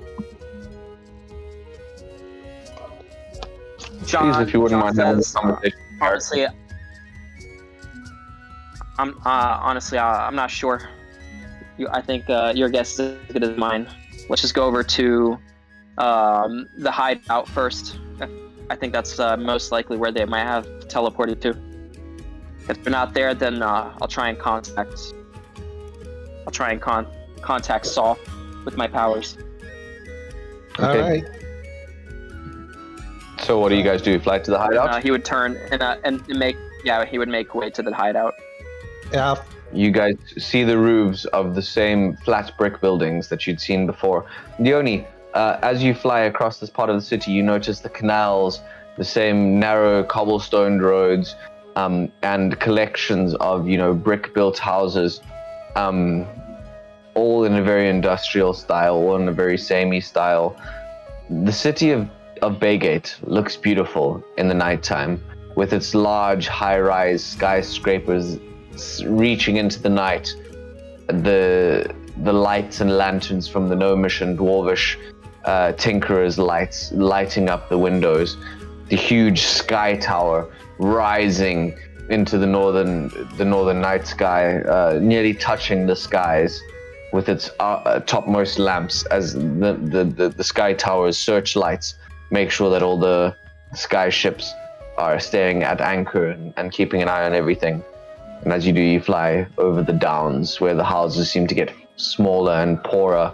They seem to be more brick built, one each after the other. And as you guys descend onto a lowly looking canal, brown is the water in the night. And you make your way to the front of this hideout building. We're still in Baygate, right? That's what you just described? Yeah, you're just moving from one area to the other where this hideout is. Okay. I'll let you decide, or if you want to roll, if I get like a flashback or trigger memory from this area at all. I think you would. I think this area is... Just like this sounds... Yeah. Yeah, this area you would remember quite fondly. It seems as soon as everything went downwards and you lost control, this place is very familiar to you. This is where you were making your deals, and this seems to be the last place that you remember where the deal went south before you woke up in that cell. Okay. And as you approach the house, this seems to be the same building to which you lured someone in the past. Can I make I would like to make a wisdom saving throw for not having a breakdown for the terrible thing that I did. Please do. I don't know what the DC is. I'll let you have it. As the rest of you descend onto the town, descend onto the same hideout, what you guys notice is that the door has not been replaced. It seems some wood has been hammered in over the doorway, and across there seems to be a blue coat placed on guard down the street, which is rather unfamiliar for the Downs, as the Downs don't get that much attention. But you start to reconsider you're descending directly from above. With an 18, you can save. You quiver slightly, and Azan feels you shake in his hands, but you're able to remain in control. Okay. This is where we're gonna get the drink. Is that what you said? I don't. The drink is here. Look, what's your name? Oh, right. Looney Leone. She looks at Aslan. At your service.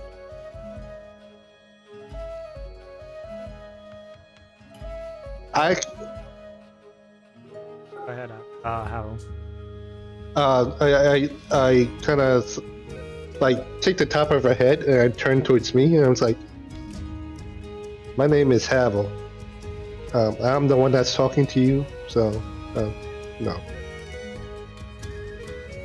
Kind of address me when someone's talking to you, but the drink is gonna have to wait. Sorry, what? He kind of tilts his head and says, "Oh, okay, you're quite particular, but one of my friends has been taken, and we need to free him. You help us free him, I'll give you that drink. I promise." Oh, yes, that makes sense. I understand that completely. I'm also trying to get freed from something. Okay, sure. As long as you can get me the drink. But I am on a time limit, you see. I don't feel very well without the drink. I get a little bit quiet. I'm trying to explain. A little bit uncontrollable. So if I swing at you, I promise I'm not trying to hit you, although I am trying to hit you. Yeah. I need that drink. kind of backs away from her and like, sure thing. And goes right behind her and looks at Aslan and John. It's like, mouthing, she's crazy, and spinning his finger around his head, in case anybody listens to this on a podcast one day. As you guys descend onto the balcony, the back balcony of this building, which this individual seemed to have jumped out of the day before when you guys investigated it, the building seems to be quiet. You can hear a family shouting just 3 rounds over. Seems to be an angry father. You can't discern the source of his anger, but the neighborhood is alive in the middle of the night. As it usually is, John recognizes the usual sounds of the downs. How would you like to proceed? Would John like to make his call?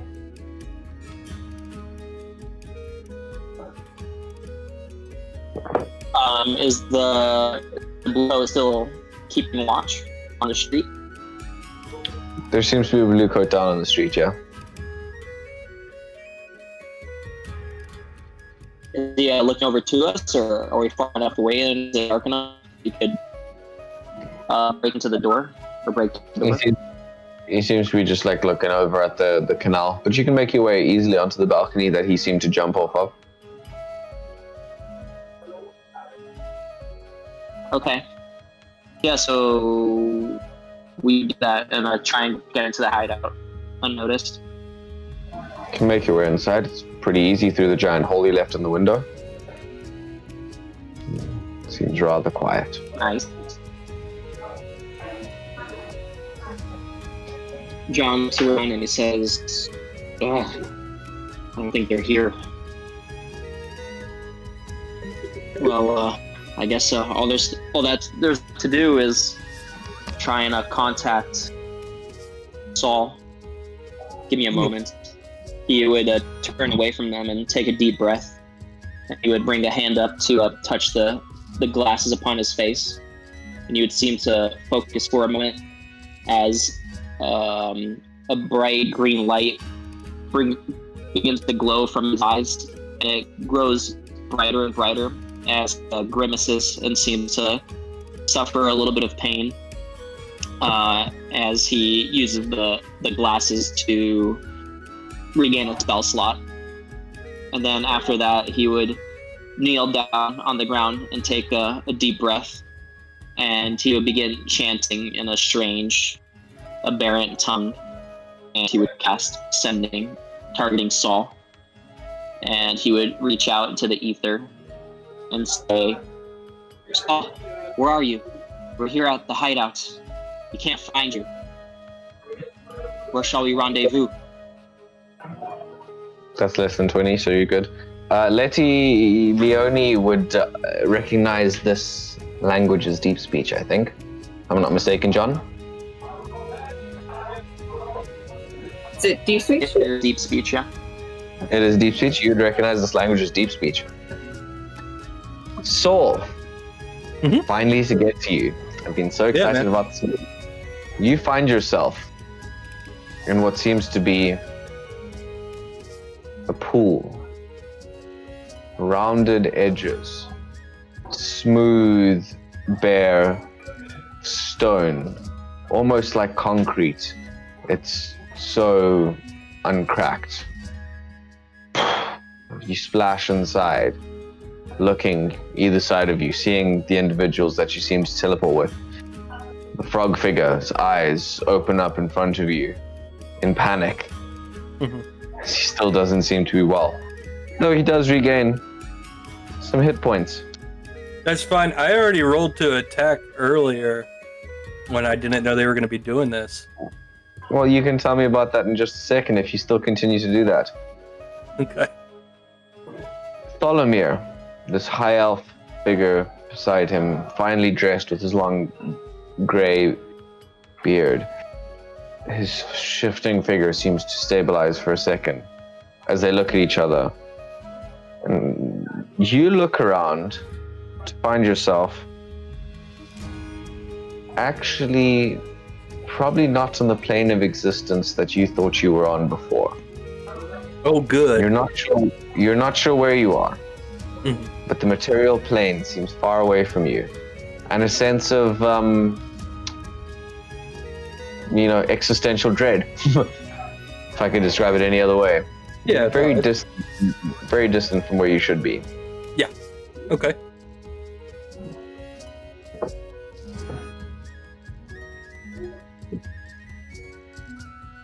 You have anything else? Besides the two figures beside you, what would you like to do? Are they the only ones I see around me? You seem to be in this pool, this container, this I hesitate to use the word tank. Are they in the tank with me? Yep. Okay. Is there like an opening at the top? You can't see anything at the top. Okay. I am going. The water is salty as you open your mouth. How much space do I have? Can I even see that? The tank is 30 feet by 30 feet by maybe 10 feet in a circle. Okay. 20 feet deep. Yeah. So 20 feet deep, and am I like in the middle, like 10 feet? You guys seem to be perfectly in the middle. Sounds good. I am going to, and I'm underwater. Indeed, you are. So my rifle is already loaded, so I'll be able to get off one shot, where the water rushes Maybe. in. Can't do anything. Well, that was proven on MythBusters back in the early 2000s. So I'll rewatch that video. We'll see. I'm gonna take one shot. You're still advantaged. Oh, am I? Yeah, Are you sure? Because you failed the last time you tried to use it. If you fail, No, I used it. I ended up using it because I failed the first time, and then the second time I rolled it, I got it with your advantage. oh, I okay. don't have it anymore. All right, cool. Thanks for looking out, though. Crying shame. I know. Well, ain't that a crying shame? I got a 25 to hit for 18 damage. Okay. What if I told you that was exactly 2 more than the damage that you needed? Please describe how you'd like to do this. Yeah, I think his eyes bulge. He's freaked out. He knows that he is in a area where he doesn't know where he is, and so he's like, I am with 2 hostiles, and I don't know where I'm at. Life would be much better if I'm just with 1 hostile and not know where I'm at. So he levels his rifle with a little bit of difficulty in the water, and then lets loose the shot. And just ripples through the water, and I imagine like just a cloud of whatever color the blood is on this thing is, like it envelops. Pressure expands underwater as the water bubbles ripple and open up, causing the pressure across the tank. And as the bullet shatters through this individual, those pressure bubbles are immediately filled with viscous black liquid as it fills the bubbles, which flows behind you and then spurt just an inch in front of your face, an inch in front of your barrel, where the shot echoed from. Okay. And the figure seems to crumple and then float to the top of the tank. All right. And I am going to use my movement to get to the tholomir and try to grab onto him and swim to the top. Yep. It takes all of your movement, but you can get to the top. Okay. And I have him with me? Yep. Okay. You have him grasped. I'm not going to roll a grapple check because he's charmed. Oh, okay. In that case, I'll just go ahead and just put him in the bag. Put it in the bag. Sorry. I'm just going to put him in the bag of holding. I'm not going to fuck with this guy. I don't know what's going on. I'll open it every 10 minutes. Just for a little while. And as you do, you get a message from John. Saul, where are you? If you'd like to repeat your message. It was less than 25 words. Yeah, I remember what he said. Yep. How will you respond? Does John Can you reach him though? Yeah, sending can reach anybody no matter where they're at, as I understand it. Even across, just check that real quick because I think even across planes. Double check if they have to be on the same plane of existence, but I think same as Kai, I think you can reach even across planes. Yeah, that's what I was saying. Yeah, it does. It just has a 5% chance that the message doesn't arrive. So let me just roll a d20 real quick. All right, let's see. Roll a d20, but yeah, I seem to remember sending who go anywhere. Yeah, it does. Okay. I'll say. So I'll say the 5% is a natural 1. Yeah. So I'll say that's a 3, so it goes through. Yeah. Okay. Yeah. Saul will be he'll be up against the ledge of the vat. I imagine he reached the top and he can breathe now, right? You can. Okay. Yeah. So he's gonna have the bag with the wizard in it, and just kind of chest heaving on the ledge of this vat. He'll be like, John, I think I'm a far ways away from home. I do not know where I'm at. I did catch the wizard, or I guess he's not a wizard, he just looks like a wizard to me. But and that's it. Yep. Yeah, that was more than 25, but he just looks like a beep.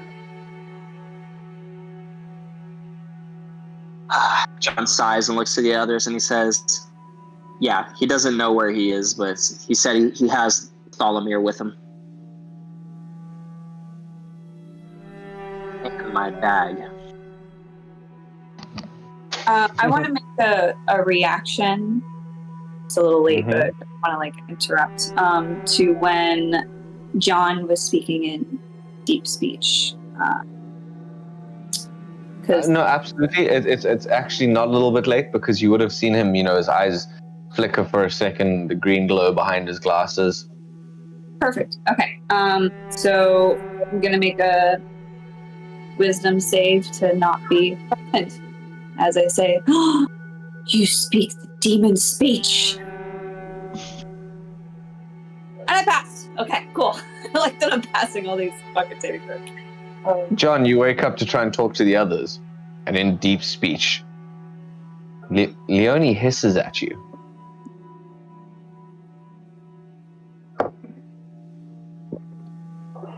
What's your deal? What is yours? What kind of aberration are you? Not an aberration. I'm a hero. So that's the demon name you go by. What are you talking about? No. Mine is John. John Morello. And I don't really know anything about demons. Yeah, that's what they all say, isn't it? You're talking about my powers? That's just how I talk when I use them. When I use my abilities. Given by the Savior. I'm gonna make a insight check on if what he's saying is true. John, whether or not you say it's true is up to you. Persuasion or deception? If it's persuasion. Well, you don't have to say that out loud. All right, so I got an 8, so I believe you no matter what it is. I guess we'll find out if John did worse, huh? I don't think you can do worse. I think you have a +5, don't you? I think unless you roll a 3 or below, you're good. I have a +8. Yeah, so it succeeds. It succeeds. Okay. All right, she goes, oh. Yeah, that's a 27. It really succeeds. Okay. Curious. Okay. And she drops it. Well, why do you say that? You've heard such a tongue before? Yes. Many times. What? What do you mean? Where? I don't really know where. Are you also a chosen one? I don't think the location isn't really a location. I don't know if I can call that a place. Because it's in my head, you know, and that's where you hear the language that we both speak and that they speak. Yeah. Oh, and so kind of like me then. Oh, so. Are we going to get the drink? I step in and it's like, Miss Leone, John's many things. Aberration? He is not. He is John. He's part asshole, part penis-y, but he's a good guy. Please do not call him an abomination, aberration. Oh, there we go. So wait, you make a. How do you step in? You make a side step in, like between her and John. Like you suddenly come to her space. Okay, she's gonna swing at you. I was waiting for it. Just when you're ready to swing, you just make that attack. Yeah. Just do it, yeah. Okay, so she swings. Like as soon as you start talking, jump in her space. All right, she misses, and she goes, "Oh, sorry, didn't mean to do that. God, sorry. Yes, no, you're absolutely right." Did you just swing at him? What's that about? I warned you. I said I need this drink. It's a tick. That's right. Yeah, it's a tick. I turn around. I kind of like push him back. It's like, yeah, John, it's okay. She did that. She did say that. So I kind of saw that coming. But I would venture to say, DM, that if since I did warn the group about this sudden attack that's going to happen, that everybody gets an advantage on, like if I succeed. It's an attack roll. Okay. Whether or not you succeed is up to you. Hey. But I mean, if I succeed, since they know that no, okay, I tried, guys. I don't want to. No, that's what their AC is for. All of their awareness and peripheral vision is rolled up into that AC score. It's fine.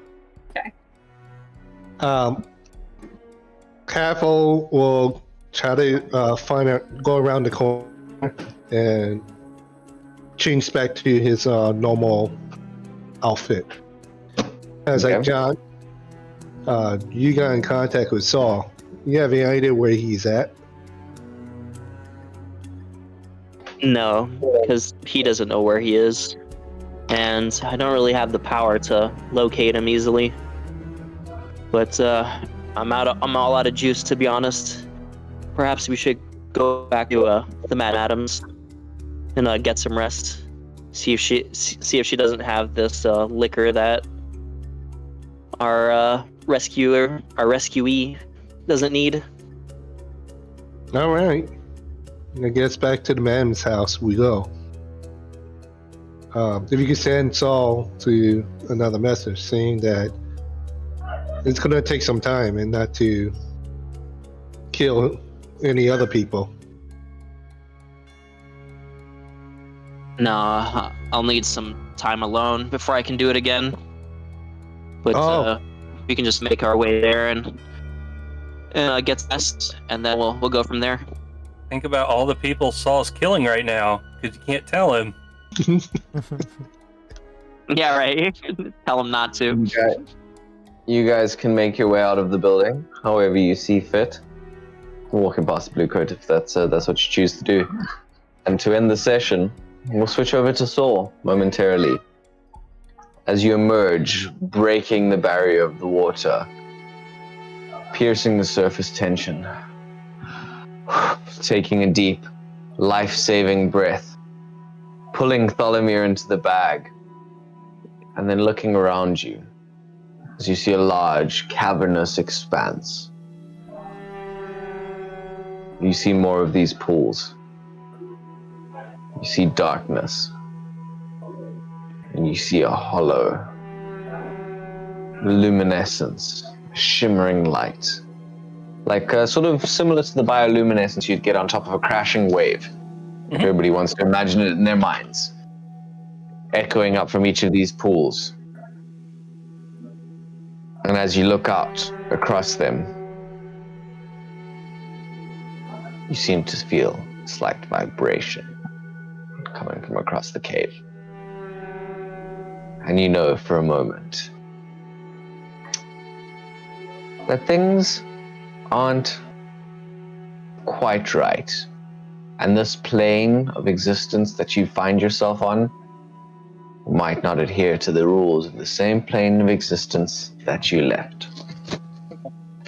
And as you look around the room, this bioluminescence fades and grows and glows and dims until next week, when we see everybody once again. Thank you all for joining us on Quest and Quill. We'll see you next week, same time, same place. We'll probably be late. You know how this works. But until then, good luck on all your future adventures, and may all of your rolls be natural 20s. Goodbye, everybody. We'll see you then.